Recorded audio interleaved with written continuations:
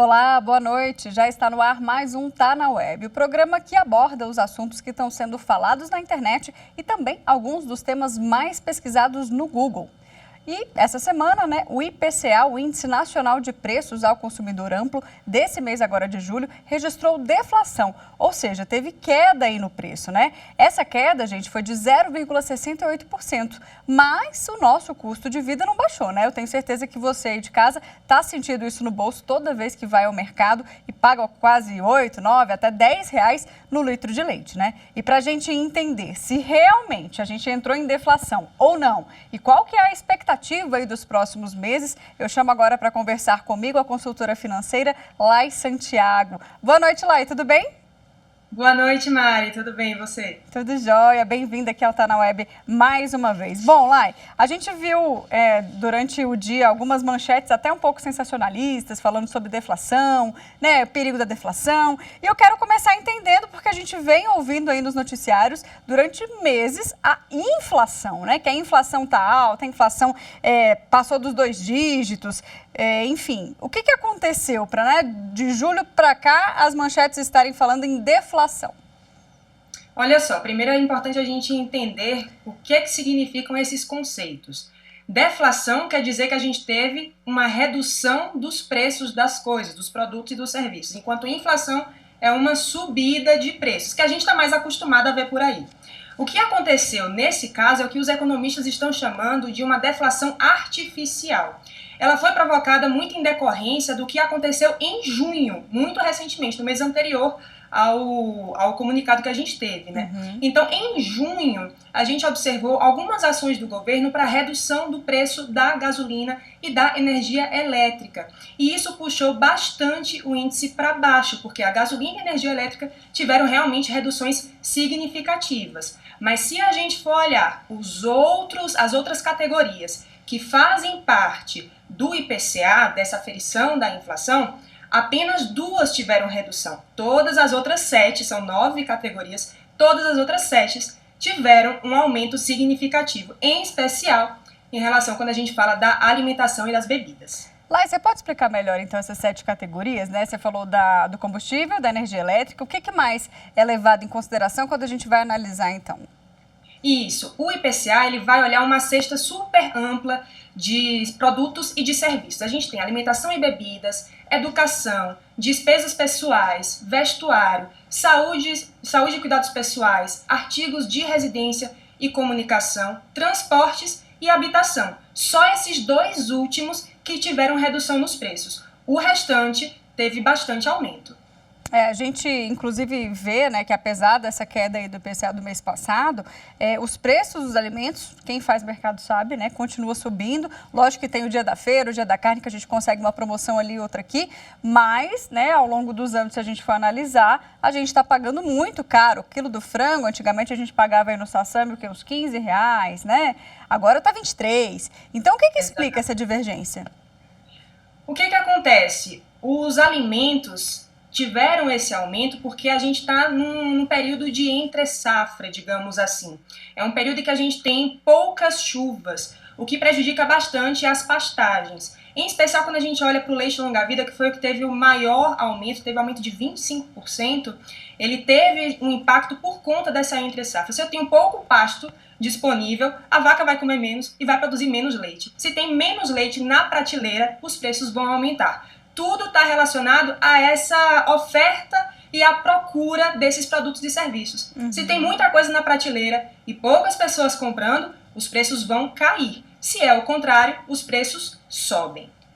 Lá, agora explica pra gente, então, como é que funciona e quais são as causas da deflação, Já que é uma palavrinha que a gente não está muito acostumado. A gente está muito acostumado com inflação, infelizmente, Que esse ano subiu aí mês após mês. Mas explica melhor a deflação. A deflação ocorre quando a gente tem uma redução do consumo. Normalmente, a gente acredita, dentro da economia, a gente observa que a inflação, quando controlada né? Quando está dentro de um patamar aceitável, ela é inclusive muito benéfica para o crescimento da economia. Quer dizer que tem muitas pessoas consumindo, quer dizer que o dinheiro está circulando. Quando a gente vê a deflação é porque o contrário está acontecendo, porque poucas pessoas estão consumindo e os preços precisam ser reduzidos para que isso aconteça. E a título de curiosidade, Mari, isso foi o principal motivo da crise de 1929 lá nos Estados Unidos, né? A gente teve uma mega produção naquela época que fez com que os produtores precisassem reduzir tanto os preços que era até causava um prejuízo vender aquele produto, né? Porque ele estava vendendo abaixo do preço de custo. A deflação é muito prejudicial e quer dizer que a população não tem nenhum poder de compra, quer dizer que não existe nenhum estímulo dentro da economia para que as pessoas consumam. A inflação, quando controlada, é muito benéfica para a nossa economia. A deflação, ela é prejudicial. Nesse caso, a gente não precisa se preocupar, não precisa acreditar que, nossa, agora a gente vai entrar numa recessão, porque, na verdade, como eu falei no começo, essa é uma deflação artificial, que vem em decorrência de ajustes que aconteceram muito recentemente, em junho, o ajuste que teve na gasolina e na energia elétrica. Talvez a gente verifique uma redução nos preços, ou uma diminuição desse ritmo, né, de preço acelerado, tudo, nos próximos meses, porque tudo depende da gasolina, do diesel, da energia elétrica, né, mas ainda a gente não teve tempo hábil para verificar se esse ajuste na gasolina, esse ajuste na energia elétrica vai realmente acarretar numa redução dos preços nas prateleiras dos mercados. E lá, dá para a gente ter uma noção aí do que vem pela frente, né? A gente já está no segundo semestre, estamos em agosto, né? Vem final de ano, que também dá uma impulsionada, porque a gente tem Natal. Qual que é a previsão aí, né? Se a gente pode falar assim nesse termo de previsão, o que a gente pode esperar? Sim, acontece, Mari, que como a gente está no período eleitoral, é muito comum ter essa volatilidade, digamos assim, essa incerteza com relação ao que vai acontecer. Porque é um momento em que a gente tem várias intervenções acontecendo, né? O que a gente pode afirmar é que hoje o boletim Focus do Banco Central, o último boletim que foi ao ar, ele está apontando a inflação para 2022 a 7,11%. Então a gente espera uma redução desse ritmo de subida dos preços. Mas, para que a gente consiga atingir esse patamar de 7,11, que é a expectativa do Banco Central, os preços vão ter que cair um pouquinho. Provavelmente isso vai acontecer em setores específicos, em categorias específicas dentro dessa cesta de produtos e de serviços que o IBGE vai fazer a pesquisa para verificar como ocorreu a alteração de preços de um mês para o outro. Não quer dizer que a alimentação vai ficar mais barata, até porque se a gente for olhar, como eu falei, categoria por categoria, algumas tiveram uma alta significativa e algumas tiveram quedas significativas. E isso é um ponto para quem está de casa também prestar atenção, porque nem sempre aquilo que está no noticiário representa uma modificação, representa um impacto no seu bolso, né? A gente vê agora a deflação do mês de julho, isso não vai impactar a maior parte das famílias, vai impactar principalmente as famílias que têm maior poder aquisitivo, que consomem mais esses itens que tiveram redução. Agora, os itens básicos, que a família que tem, que tem uma renda menor, tal, continuam bastante elevados. Então, é importante você verificar para a sua realidade como esses preços sofreram alteração. Talvez, no seu caso, os preços tenham aumentado muito nesse mês, enquanto para outras pessoas houve uma economia. A inflação individual, que não é um índice oficial da economia, né, do governo, às vezes pode ser importante para que você tome decisões e até consiga identificar onde é que é mais eficiente para você economizar. Lá a gente tem observado aqui que nos últimos meses, né, vários temas econômicos estão presentes aqui no Tá na Web. Acho que eu nunca falei tanto de taxa Selic, né? A gente teve o último reajuste agora. Queria que você comentasse um pouquinho se a expectativa também, né, daqui a alguns meses é o Copom aumentar novamente a taxa Selic a fim de controlar a inflação ou não. Se, né, por causa desse advento aqui agora da deflação, se existe alguma previsão aí desse não aumento da taxa Selic novamente, né? Que ela já aumentou acho que 6 vezes consecutivas, se não me engano. Isso. A taxa Selic, a expectativa do Banco Central no último boletim Focus é que ela permaneça nos 13,75% até o final deste ano, tá? Mas a gente sabe que a depender dos eventos que vão acontecendo, isso pode mudar. Apesar de existirem expectativas, premissas macroeconômicas, muitas vezes a vida atravessa a coisa e eventos que estão fora do nosso panorama acontecem. A pandemia do coronavírus é um grande exemplo disso, né? Então a gente precisa ter muita cautela para também não colocar essas expectativas como fatos consolidados. Ainda temos um tempo aí até o final do ano, muitas coisas podem acontecer, mas normalmente quando a gente tem uma deflação, o caminho é o inverso, o caminho é de redução da taxa de juros. Apesar disso, como a gente está lidando com um cenário de deflação artificial, a gente provavelmente não vai ver essa redução da taxa de juros neste ano. E existem até suposições de que talvez até lá ela tenha um pequeno ajuste, né? Mas segundo o boletim do Banco Central, a gente vai continuar aí, 2022 vai encerrar com a taxa Selic em 13,75. Vamos dar dica então, já que a taxa básica de juros está lá em cima, né, 13,75, o que é interessante a gente fazer e o que é interessante a gente não fazer? Eu já aprendi com você, inclusive, no nosso quadro Economia Sem Dicionário aqui da TV Justiça, que você participa, que com a taxa Selic alta não é interessante, por exemplo, a gente fazer financiamento. Não é a hora de comprar um carro ou uma casa. Exatamente. Os financiamentos agora estão super altos, porque a taxa Selic, gente, ela vai influenciar em todas as taxas de empréstimos, taxas de juros, financiamentos, inclusive nos investimentos, tá? Então, se hoje você tem um valor disponível para comprar um imóvel, mas precisa entrar no financiamento, talvez seja mais estratégico segurar um pouquinho esse valor na renda fixa. A renda fixa vai no caminho contrário, né, do financiamento, como a gente tem uma taxa super elevada, a renda fixa está rendendo super bem. Então agora você consegue acessar um investimento que é estável, super seguro, né, super conservador, para quem nunca investiu. É um bom momento começar agora, porque mesmo com investimentos mais simples, você vai ter retornos excelentes que nem lá atrás nas ações a gente costumava ver, né? Então se você tem um dinheirinho aí, está pensando em comprar um carro, está pensando em comprar uma casa, pensa se é viável postergar um pouco esse plano para que você consiga aproveitar a rentabilidade dentro do mercado financeiro em investimentos de renda fixa como CDBs, LCIs, LCAs, o próprio Tesouro Direto, que é super acessível, e lá na frente, quando essa taxa começar a reduzir, os financiamentos vão ficar mais baratos, vai ser mais vantajoso para você tomar essa decisão e adquirir o seu imóvel, adquirir o seu veículo. E como sempre, lá, a gente sempre dá dica, né, quando você participa aqui. Vamos falar um pouquinho da poupança, porque não é a hora de deixar o dinheiro na poupança, né? A gente tem opções mais interessantes. Nunca foi. Nunca foi a hora de deixar o dinheiro na poupança. Realmente ainda tem muitas pessoas que mantêm um valor na poupança por receio de investir. Mas existem muitos investimentos que são tão seguros quanto a poupança ou até mais seguros do que a poupança, como é o caso do Tesouro Selic. E dentro do Tesouro Direto, por exemplo, você consegue acessar esses investimentos com alta liquidez. O que é a liquidez? Essa facilidade para você resgatar. Se precisar do dinheiro, vai lá e resgata bem rapidinho. Muitas pessoas falam, eu não vou colocar nenhum investimento, porque se eu precisar do dinheiro, não é melhor deixar na poupança. Existem investimentos em que você tem essa flexibilidade, você consegue fazer o resgate quando for necessário com muita agilidade.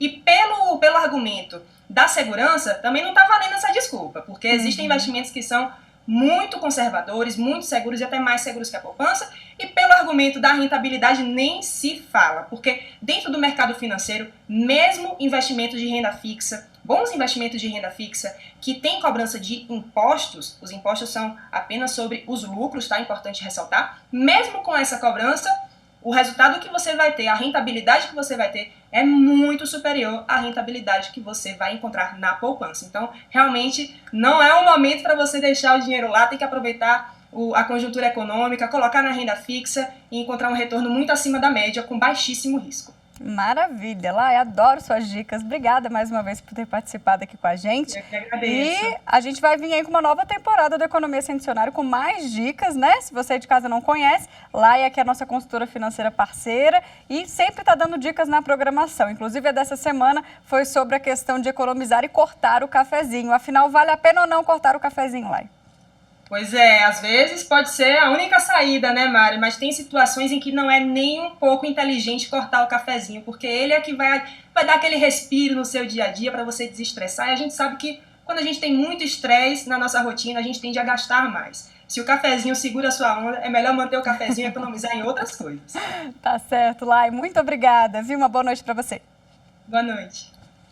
Você de casa, continua aqui comigo. Vamos para as telas do Google para saber quais foram os outros assuntos, né? Quais assuntos têm sido pesquisados, na verdade, durante a semana, porque a semana está só no meio. Vamos lá? A gente começa o novo giro, né? O nosso giro aqui com o vírus Lambda-Enipavírus. Não sei se você já ouviu falar, mas é um vírus novo que foi identificado em 35 pessoas lá na China. E aí, né, ele causa alguns sintomas muito parecidos com os da Covid, febre, tosse, muito cansaço. E esses casos, eles foram estudados por 3 anos, mas aí só agora que eles foram publicados em uma revista científica, né? Então, apesar da novidade, do susto de muita gente, de pensar até em uma nova pandemia, Deus me livre, os especialistas descartam essa possibilidade. Então, não existe a possibilidade desse vírus se transformar em uma nova pandemia. Ainda bem, né? Nosso próximo assunto, o segundo tema aqui, é a atualização do WhatsApp. Seu aplicativo já atualizou? Na verdade, foram várias atualizações, né? A gente vai poder, em breve, esconder o online, né, que aparece ali em cima nas conversas. O aplicativo também vai deixar que a gente saia dos grupos de fininho, só o administrador que vai receber, né, a notícia. E também vai ser possível bloquear os prints de tela naquelas mensagens de visualização única. E, por fim, também a gente vai poder apagar as mensagens enviadas até 2 dias depois do envio. Antes, a tolerância era só de 7 minutos. E aí, gostou das atualizações? Próximo tema é a palavra ciclone, né? Esteve em primeiro lugar hoje nos trends, porque algumas cidades do estado de Santa Catarina estão vivenciando nessa quarta a passagem de um ciclone extratropical. As imagens são impressionantes, muito vento, muita chuva e, claro, infelizmente, prejuízo para os moradores lá de Santa Catarina. Tem risco de deslizamento, inundações e também enxurradas. A gente torce para que os moradores estejam bem e que as chuvas deem uma trégua amanhã. A gente faz agora, então, uma rápida pausa. Vamos para o intervalo. Já já eu volto com mais notícias para você.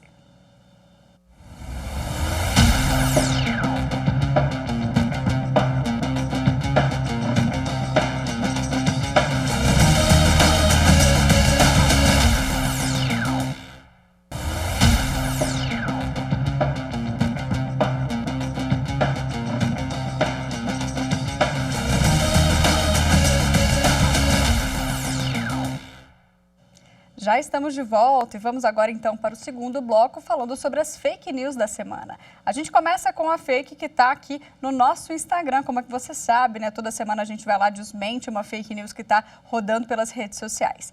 Hashtag era fake, então, que o TSE comprou 32 mil urnas eletrônicas grampeadas para definir as eleições de 2022. Veja só, gente, até parece, né? A verdade é que no dia das eleições, cada urna imprime um comprovante de que não há nenhum voto registrado. As urnas eletrônicas são seguras e dezenas de procedimentos garantem a integridade do processo de votação, que é fiscalizado e verificado antes, durante e depois das eleições. Bom, já na programação aqui da TV Justiça, a gente alerta para uma fake news sobre vacinação. Vamos dar uma olhada?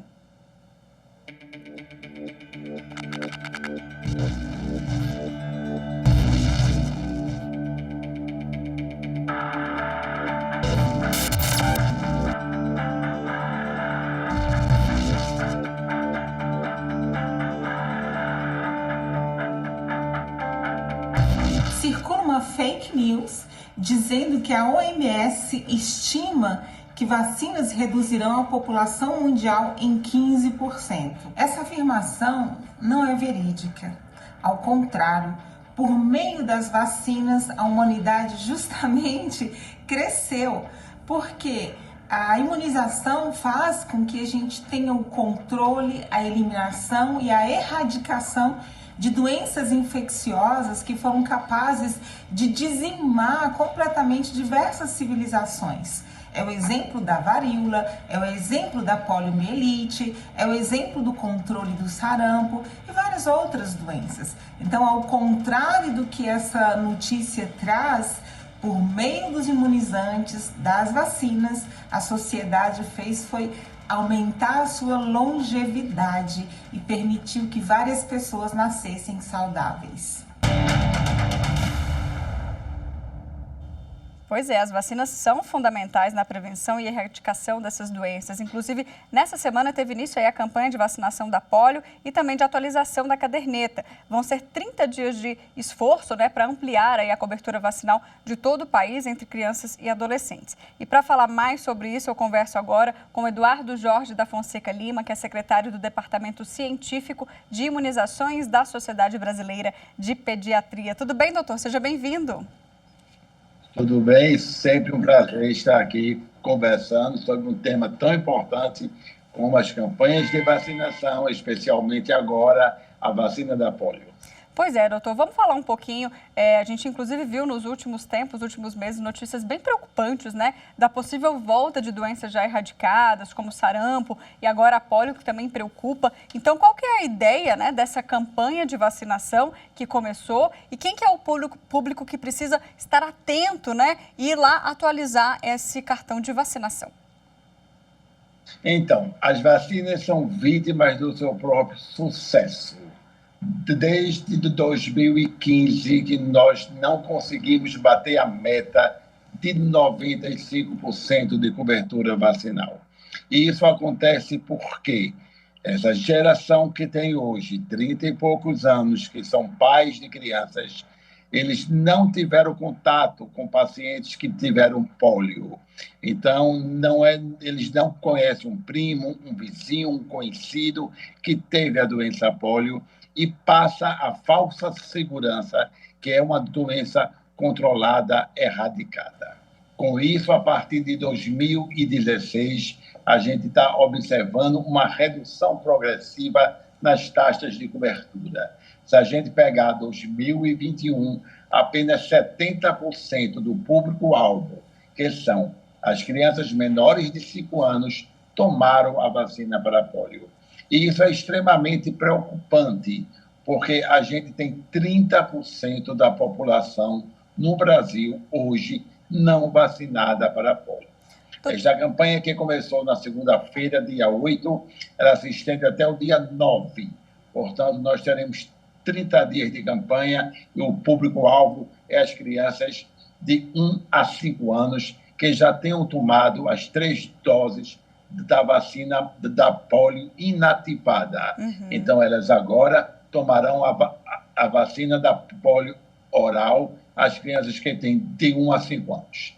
Doutor, agora rapidamente para a gente explicar, né, quem não, como o senhor mencionou, não conviveu e não sabe, né, o que causa a poliomielite, né, é paralisia, só dá nas crianças? Conta um pouquinho melhor para a gente.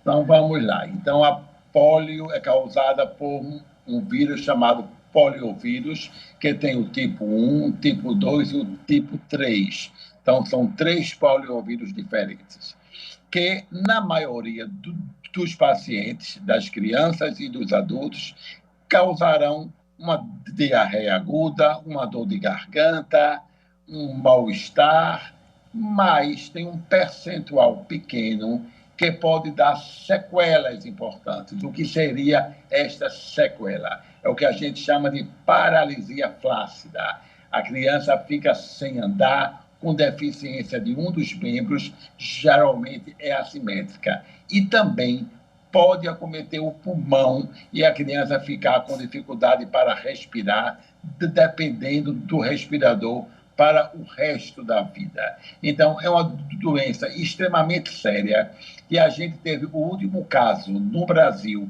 em 1989. Em 94, recebemos o certificado de erradicação da polio, mas agora, com as baixas cobertura, estamos com um risco iminente de voltar a ter poliomielite. E a gente faz um apelo aos pais, aos avós, que levem as crianças para tomar a vacina da polio desse mês de campanha.